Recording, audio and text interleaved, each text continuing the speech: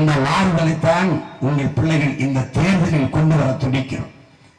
அதற்கு ஒன்றும் செய்ய வேண்டாம், ஒரே ஒரு ஓட்டு அதை மைக்கு போட்டு இந்த துன்ப துயரங்களை தூர ஓட்டு போட்டு பாருங்க, ஓட்ட அப்புறம் பாருங்க நாட்ட.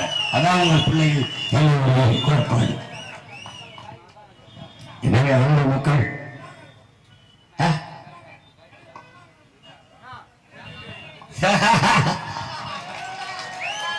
நாளைக்கு பேச என் மகனை ஆதரிச்சு பேசும்போது பேசுறேன். என்ன பேசிக்க நிக்கிறதா அவர் மகன் தான். அதனால நீங்க என் அன்பு மக்கள், அறிவார்ந்த என் சொந்தங்கள், என்னிடம் இளைய என் தம்பி தம்பிகள், உறுதியாக நான் சொல்வேன், உங்களை நம்பித்தான் இந்த களத்தில் நான் தனித்து நிற்கிறேன். என் தோளுக்கு துணையாக, என் கொள்கைக்கு தூதுவர்களாக என் உடன் பிறந்தவர்கள் மாறுங்கள். ஓடி ஓடி பேசுங்கள்.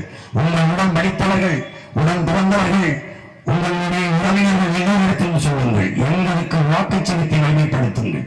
இந்த நாட்டுக்கு மக்களுக்கும் வலிமை மிக்க ஒரு அரசியல் படை வேண்டும் என்றால் அது நாம் தமிழர் படையை தவிர வேறு எதுவும் இருக்க முடியாது என்று சொல்லுங்கள். எல்லா பிரச்சனைகளுக்கும் ஒரு தீர்வு புரட்சியாளர் அம்பேத்கர் நமக்கு கற்பித்ததுதான். எல்லா துன்ப போட்டுகளுக்கும் ஒரே சாலைதான், ஆட்சி அதிகாரம் மட்டும். அதிகாரம் மிக வலிமையானது, அதை அடைந்து விட்டால் அனைத்தும் அதை ஏழ்மையானது. அதை தேடி ஓடுவோம்.